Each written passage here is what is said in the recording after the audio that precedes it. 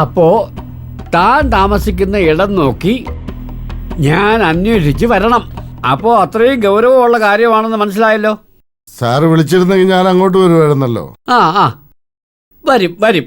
ഡോ, ഇന്ന് രാവിലെ ഒരു 350 പ്രാവശ്യമെങ്കിലും തന്നെ ഞാൻ വിളിച്ചിട്ടുണ്ട്. ഒന്നുകിൽ ഫോൺ കട്ട് ചെയ്യും, അല്ലെങ്കിൽ സ്വിച്ച് ഓഫ്. ഒടുവിൽ കൊടുവള്ളിയെ വിളിച്ചപ്പോഴല്ലേ കാര്യങ്ങളൊക്കെ മനസ്സിലായത്. തന്നെ ഇവിടുന്ന് ഇറക്കി വിടാതെ അയാളെ ഈ വീട്ടിൽ കയറ്റത്തില്ലെന്നാ അയാളുടെ പെണ്ണുമുള്ള പറഞ്ഞിരിക്കുന്നത്. ദേ ഇപ്പൊ പുറത്തു വന്ന് നിൽപ്പുണ്ട്.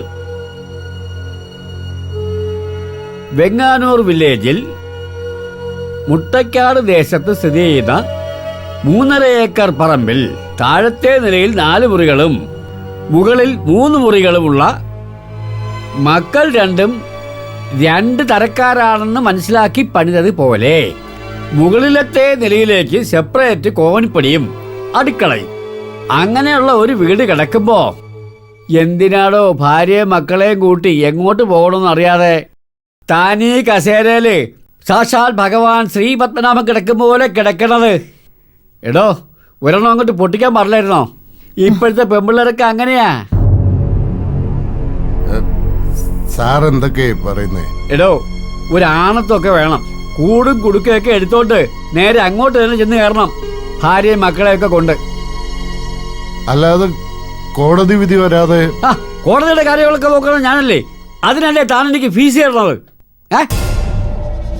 അപ്പൊ ഞാൻ എന്ത് ചെയ്യണമെന്നാ സാറ് പറയുന്നേ? ഡോ, ഞാൻ പച്ച മലയാളത്തിലല്ലേ പറഞ്ഞത്. തന്നെ വിരട്ടി ഓടിക്കാൻ വേണ്ടി മാത്രം ചമച്ചുണ്ടാക്കിയ ഒരു വ്യാജ വിൽപത്രമാണത്.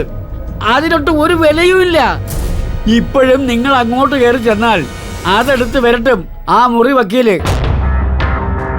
ആര്? തന്റെ ചേട്ടത്തിയില്ലേ, ചേട്ടന്റെ ഭാര്യ. അവർ ശരിക്കും LLB പഠിച്ചിട്ടാണ് വക്കീലായിട്ട് എൻറോൾ ചെയ്തിട്ടുള്ളതെങ്കിൽ അവര് തടയാൻ വരില്ല. തടഞ്ഞാലേ കേസ് ക്രിമിനലാ. അതാണ് എനിക്കും വേണ്ടത്. അവര് തടയണം. അപ്പോഴ് നമ്മളങ്ങോട്ട് ഇടപെടും. അതൊരു കേസാവും. അപ്പോ സാക്ഷാൽ ശരണ്യാമൂർത്തി തന്നെ അങ്ങോട്ട് ഇറങ്ങും. എടോ, ഒരുപാടൊന്നും ആലോചിക്കാനില്ല. എന്റെ കുഞ്ഞെ, സത്യം പറഞ്ഞ നിങ്ങളാണ് അവിടെ കയറി താമസിക്കേണ്ടത്. ഭർത്താവിന്റെ വീട്ടിലല്ലാതെ ഭാര്യ വേറെ എവിടെയാ താമസിക്കേണ്ടത്? വേണമെങ്കിൽ ഒരു കാര്യം കൂടെ ചെയ്യും.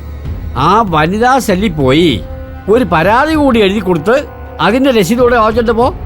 ബാക്കിയൊക്കെ നമുക്ക് വരും പോലെ നോക്കാം. പിന്നെ ഒരു പോലീസിന്റെ ഹെൽപ്പ് എങ്ങാനും വേണമെങ്കിൽ അവിടെയും ഒരു പരാതി അനന്തരം എഴുതി കൊടുത്തേരെ. ഇതൊന്നും ഞങ്ങൾ അങ്ങോട്ട് ചിന്തിക്കാത്ത കാര്യങ്ങളാ. പെട്ടെന്ന് കേട്ടപ്പോ ആകെ ഒരു ഷോക്ക് പോലെ. ലോ, ഷോക്ക് അടിച്ചിട്ട് കാര്യമില്ല. ചിന്തിക്കണം, നന്നായിട്ട് ചിന്തിക്കണം. ഇതാണ് പറ്റിയ ടൈം. പിന്നെ ആൻസിയുടെ വിഷയം ഈ കേസിൽ ഒരു വലിയ ബലമാണ്. വാടക വീട് കിട്ടുന്നില്ല, താമസിച്ചോണ്ടിരുന്ന വീട്ടിൽ നിന്ന് ഇറക്കി വിട്ടു. ഇതൊക്കെ കേസിന് ബലം കൂട്ടും. പക്ഷെ എനിക്ക് മുംബൈക്ക് ഒന്ന് പോണല്ലോ. പൊയ്ക്കോ. ബോംബെയിലോ ഡൽഹിയിലോ വിശാഖപട്ടണത്തോ എവിടെ വേണമെങ്കിലും പോ. പക്ഷേ രാവിലെ ഓഫീസിൽ വന്ന് ഒരു സൈൻ ചെയ്തിട്ട് നേരെ എവരെയും വിളിച്ചോണ്ട് തറവാട്ടിലോട്ട് പൊയ്ക്കോ. പിന്നെ ഇത് നടന്നില്ലാന്നുണ്ടെങ്കിൽ കേസും വഴക്കുമെന്നൊക്കെ പറഞ്ഞോണ്ട് എന്റെ ഓഫീസിലോട്ട് വരണ്ട. പിന്നെ ശരണ്യാമൂർത്തിയോട്ട് കാണുകയും വേണ്ട. എന്താ കൊടുവള്ളി ഒന്നില്ലേ? ഇല്ല.